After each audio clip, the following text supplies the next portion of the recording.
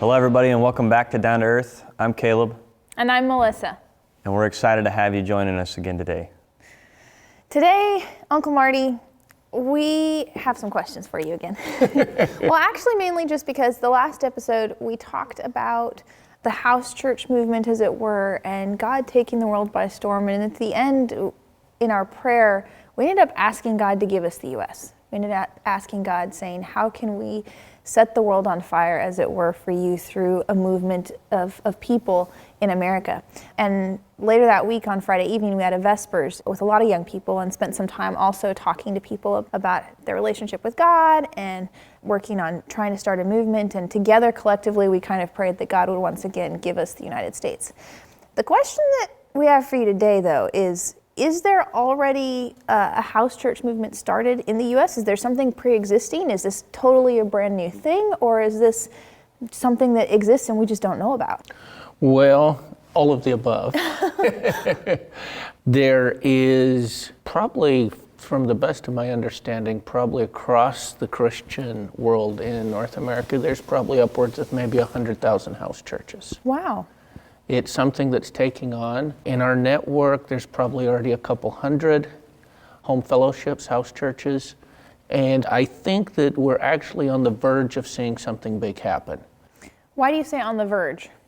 Well, I see that there's some unique things happening in America, and it's been something that's been gradually happening. And just looking at statistics across the Christian community, looking at statistics within our own church, I think there's good indicators that people are wanting to go back to a primitive style, or let's say an early church style of church. So kind of like what you would read about in the book of Acts. I would think so. People are yearning. I think everything on the heart of people is to be great again. We've heard a lot of slogans in the last year of, let's make America great again. Mm-hmm. But I don't think that's going to happen by closing our borders, by expelling foreigners or people who have already lived for years and years in our country, by building walls. This isn't going to make America great again. I think Americans are really searching for something of greatness. I think that this can only be found in real community. Yeah. And I think big advertisers in Hollywood have focused on four things: sense of meaning, mm-hmm.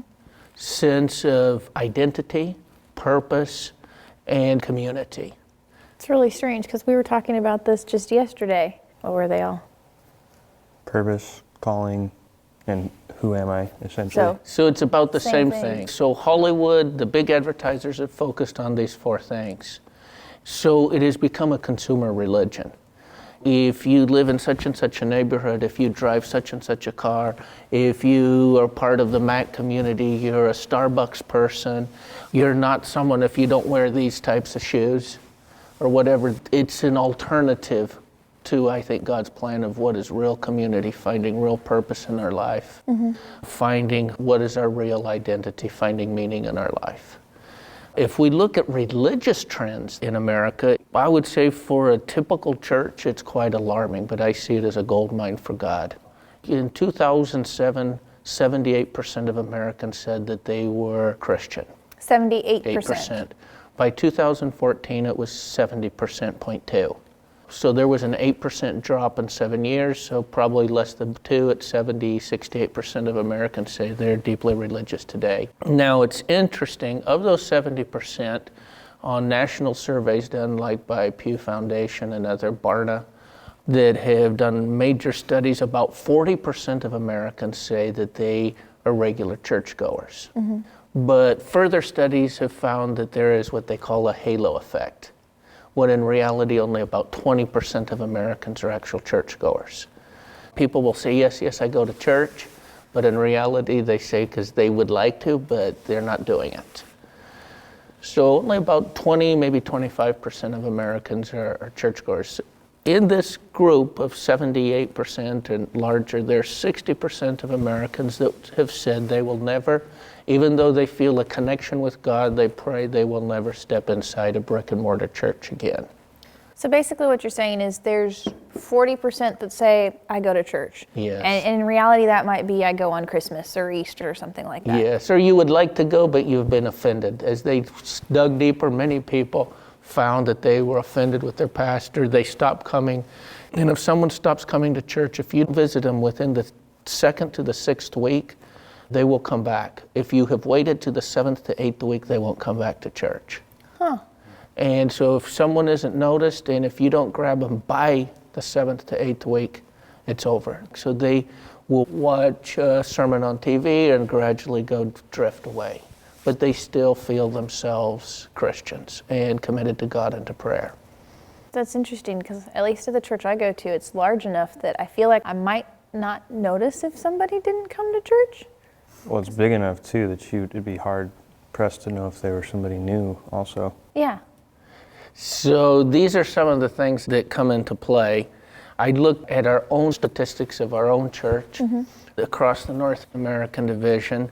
And, statistics aren't always right, but we have about 1,250,000 believers in the U.S., but on average, about 200,000 show up to church. Wow. That brings it a lot closer to home. That lines up pretty well with the stats you were saying earlier, though, with Christians in general across America. Exactly. And now there's another phenomena that has been found as well. First, different people started leaving church.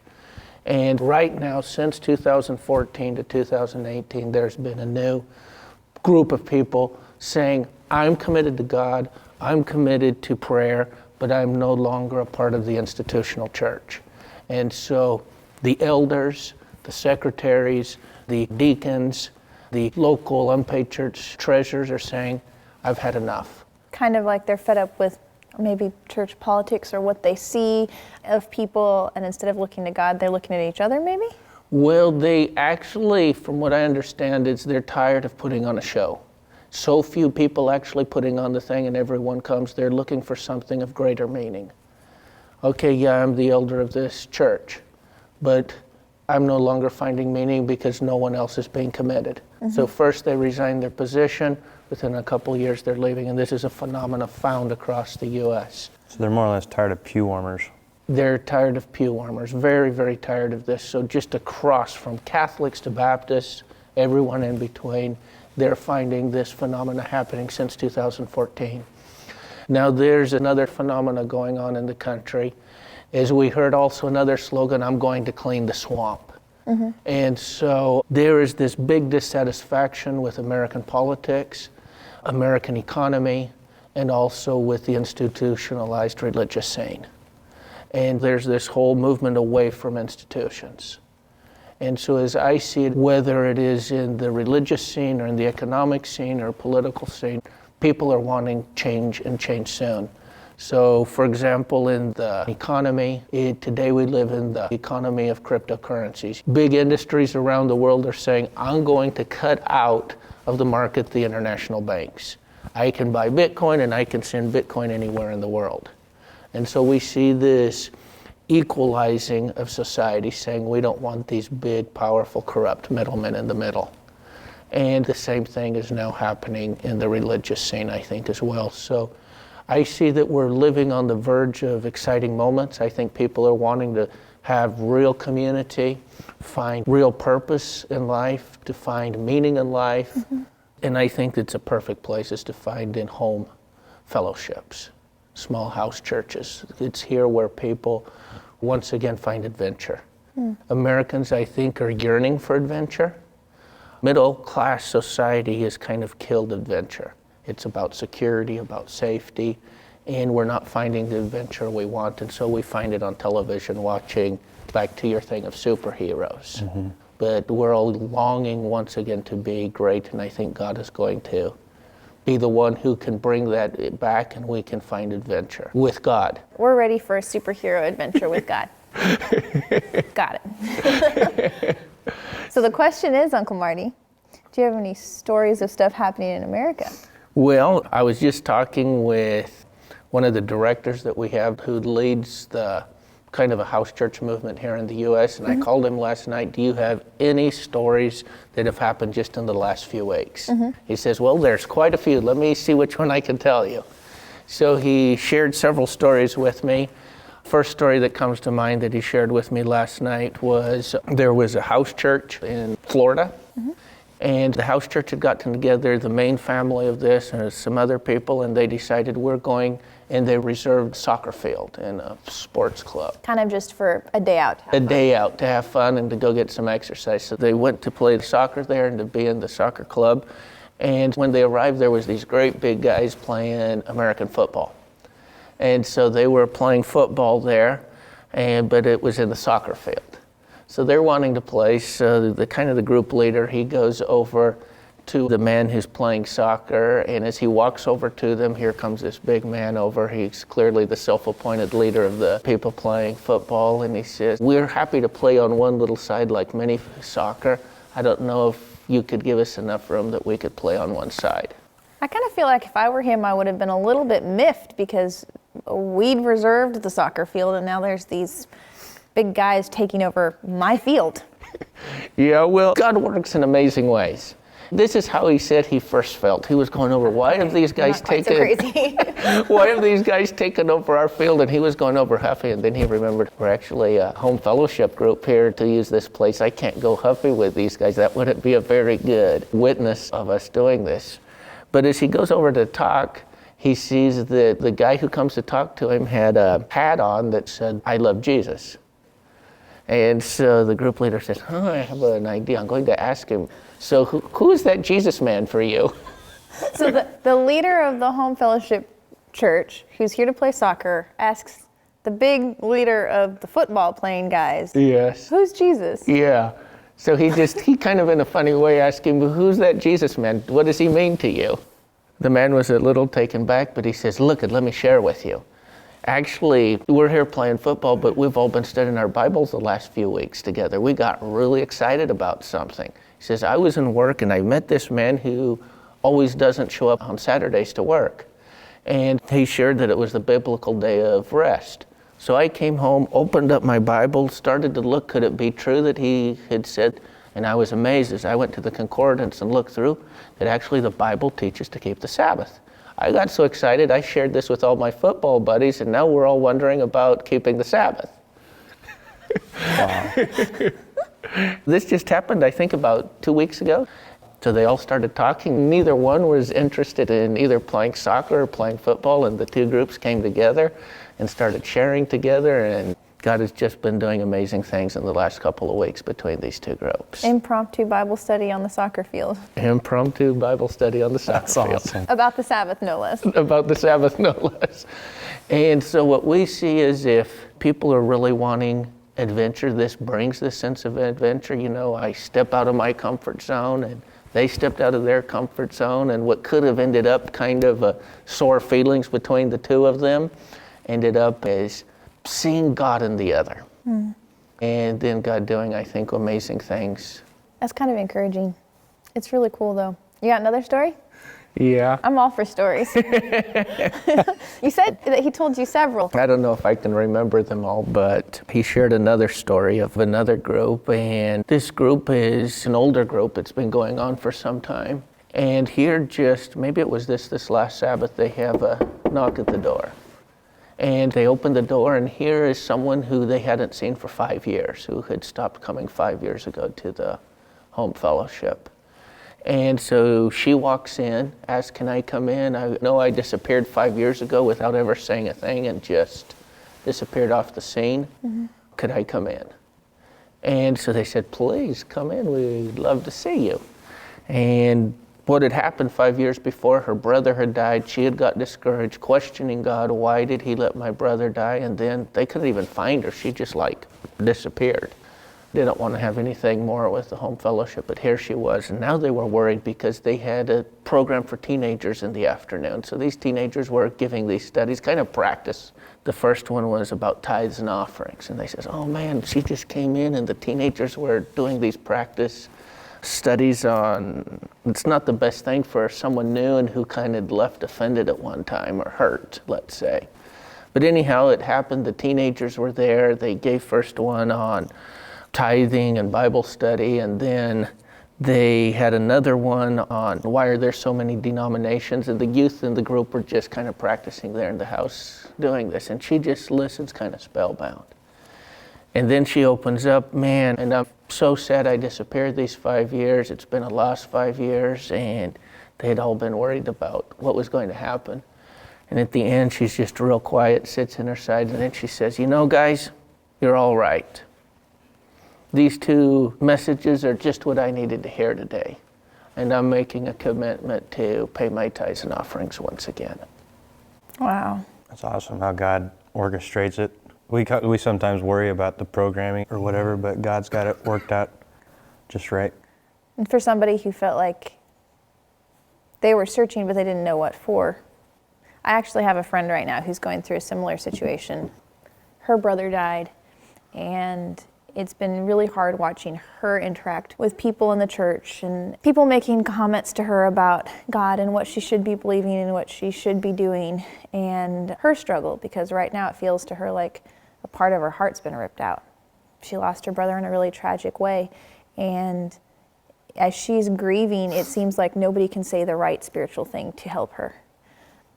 And for somebody to have been in that situation and to in many ways have slipped away, but remember that there was a place that she could come back to, at least for me as I'm praying for my friend right now, gives me a little bit of hope as to she may be struggling now, but God's still got a plan. Absolutely. I think God has a plan for all of us, and a lot of times those answers come in a small group experience of your close friend group, of your family, who help you walk through these situations and through the wider family. This is what we have seen really happen in home fellowships.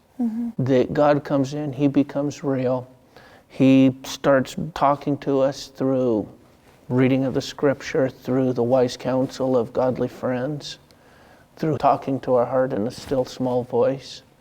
And sometimes we just have a million questions. God, why did my brother die? We don't always have answers for those, but a third story that I remember that he shared with me was there was a family that joined them, one of these home fellowships, and the husband and wife were on the verge of separating and divorced. It looked beyond hope, redemption. So you have a small fellowship group, and this couple joins. They have joined, but they have come like together, but they were just already basically agreed that they were separating. But they're being a part of that small group, God starts working on their hearts. They become real. They see authentic faith in that small group. And they say, if these other families in this small group, if they can be authentic, if they can talk through problems, maybe we can too. And to make a long story short, this had been going on for some weeks as they had been reconciling with each other. Did the other people in the small group know that they were having issues? They were. Okay. And so the people in the small group were all praying with them. And it seems like, if I understood right, they weren't married, but they had been living together as though they had been married for many years. And they were now going to separate, leave each other. So at the end, just 3 weeks ago in the home fellowship there, they felt that they had put enough things right. They were good. They were all excited. They asked, we need to be properly married, and put all the past behind and put everything right and look with Christ to the future.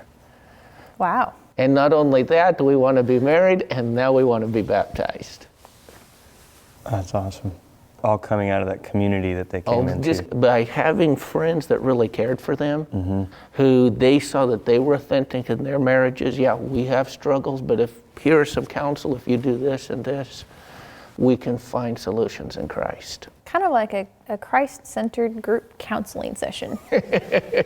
So What it sounds like. Well, I wasn't with that group and don't know them personally. My hunch is they probably stopped for several weeks just dealing with this family and help them through this issue. And I think this is what happens in real community.